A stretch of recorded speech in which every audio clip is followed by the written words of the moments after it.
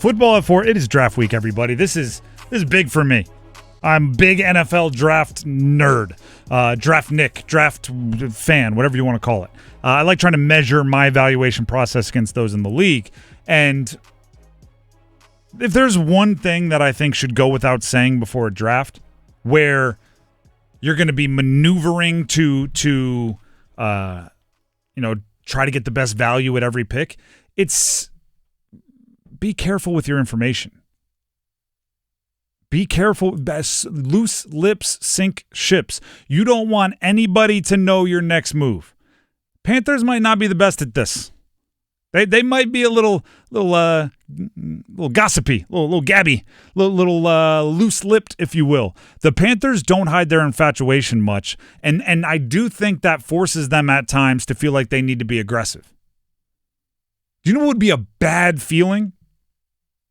If I'm an NFL decision maker, a GM, a director of football ops, a VP of whatever, a head coach, right? I am somebody who is in the decision-making room, and all of a sudden something happens where every single mock draft that comes out says I am taking the player that I want to take.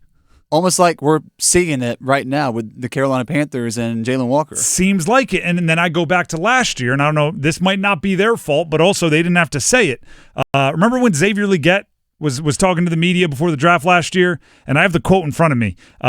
Please do it in your best, Xavier Legette. No shot there. But I believe it was a CBS article I grabbed this from. This is from Xavier Legette before the draft. I've met with the Panthers about 4 or 5 times. The relationship, it just keeps continuing to grow. They're really hoping I can make it to the second round. They keep on telling me if I'm sitting at 33, they're going to take me. I mean, wow. Just exposed the whole draft plan right there. Now, part of that might be the player being not, super secretive. But also, if you're going to say that, you have to tell them 900 times, do not tell anybody. Do not tell anybody, or you don't tell them. I wouldn't be telling players I'm going to take them for sure.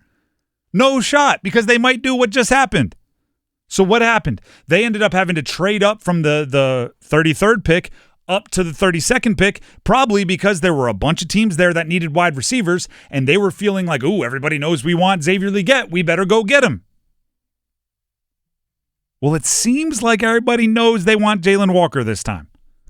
Now, I will give you an escape door to this conversation, right? I'll give you the way out, which is if they don't want Jalon Walker, genius, right? Because then they truly are throwing up. Maybe they learned from the Xavier Legette situation, and they truly are throwing up the biggest smokescreen we've seen, because I've heard Dave Canales talking highly about Jalon Walker as a person. We've heard Dan Morgan saying we see Dan Morgan, or sorry, well, Dan Morgan sees Dan Morgan? No. Dan Morgan, the GM, has told the media that he sees Jalon Walker as an edge rusher, which is inherently telling us he values him more, right? If a player is either an off-ball linebacker or an edge rusher, and an edge rusher is seen as one of the most premium positions in football, and an off-ball linebacker is seen as a less premium position that you don't usually draft very high, by telling everyone you see him as an edge rusher, you're saying, I see him as more valuable. If they want Jalon Walker, guess who knows it? Everybody. So let's say there's a team picking 10th, right? Panthers are picking 8th or 11th or whenever. If they want Jalon Walker, they know they have to go above the Panthers. If the Jets want Jalon Walker, they're picking 7th. Maybe they were thinking, well, we could trade back a little bit here. We could trade back and still get Jalon Walker. But now they don't, because everybody says the Panthers want him. Secrecy is key. I get made fun of in my fantasy leagues because I am secret with my evaluations. I don't tell you anything. And they're like, oh, goodness, it's fantasy football. And I'm like, well, why would I tell you? I'm competing against you.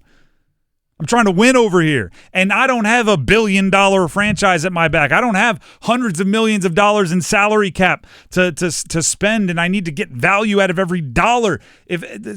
Stop talking. Whoever's talking, stop it. Because guess what else that does? It gives you negotiating chips, right? It gives you ways to make friends in the league. If a team comes to you and goes, hey, man, be honest with me. Pick number 8. What are you thinking? I'm considering of trading up to 10, but if you're going to take the guy, I'm not going to spend much time on it.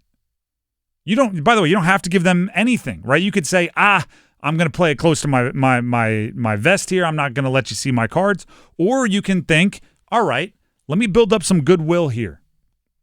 Let me clue them in on what I'm thinking and give them a morsel of info. So now we're bonded here, right? We're in the trenches together. We're in the trust tree. We're in the trust circle. How about that? Well, can't do that if everybody knows you're taking Jalon Walker. By the way, Jalon Walker, this is pretty much universal. And I say, the reason why I preface every draft conversation with saying I am truly in deep in the weeds and I follow all the accounts and I am a nerd and I like this stuff is because I can tell you with full certainty the stuff that everybody is saying. Right? This isn't like I saw it twice and I'm telling you everybody's saying it. It's like every insider, every source, every leak. Jalon Walker and Emeka Egbuka, the wide receiver from Ohio State, are the 2 win-in-the-room guys in this draft. They're the 2 when you meet with them, when you do your combine interview, when you have them for dinner, when you're talking to them in front of a whiteboard. Those are the 2 that everybody universally walks away saying, goodness gracious, what a human being. What a football mind. What a leader. What that's the type of person I want in my locker room. Now, I don't know if he is trade-up worthy as a prospect, right? I don't know if Jalon Walker is somebody who's going to sit there and say, well, if the Panthers are going to take him at 8, we have to get to 6 or 7. I don't know if he is, right? Because he is an undersized edge if you think of him as an edge rusher, and he is if you think of him as a tweener, kind of off ball, maybe that's not worth the pick leverage. So I'm not saying you're going to get jumped, but I am saying there's a better chance you're going to get jumped if you keep gabbing to anybody that'll listen. And I kind of do hope that this entire conversation can be played back for us on Friday, and you can say, you fell for it, right? Jalon Walker was somebody traded up and got him, or he was available at 8 and they didn't take him. Like, I hope they're pulling a fast one. How awesome would it be if they're pulling a fast one? Dan Morgan sitting there twirling his mustache, going like, yes, we will make everybody think that we like Jalon Walker, when in actuality, we are all hoping Teteroa McMillan falls to us at 8.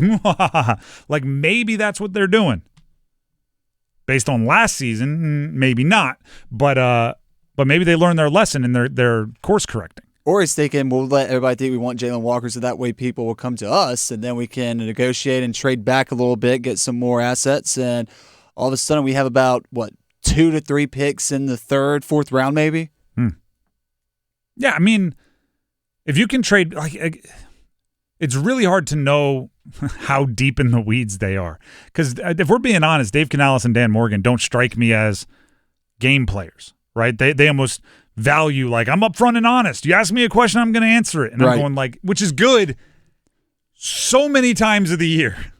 The month before the NFL draft, feel free to be coy, right? Feel free to talk up everybody. Feel free to say, well, we see him as an off-ball linebacker.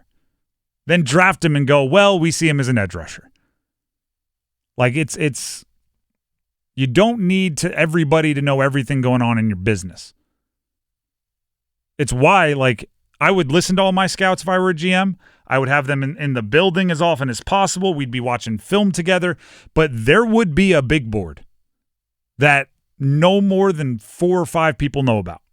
There would be a draft plan that if I'm the GM, there'd probably be one trusted lieutenant, right, an assistant GM of some kind, a head coach, and then like the owner and whoever the owner wants to know because they're the boss and they get to decide.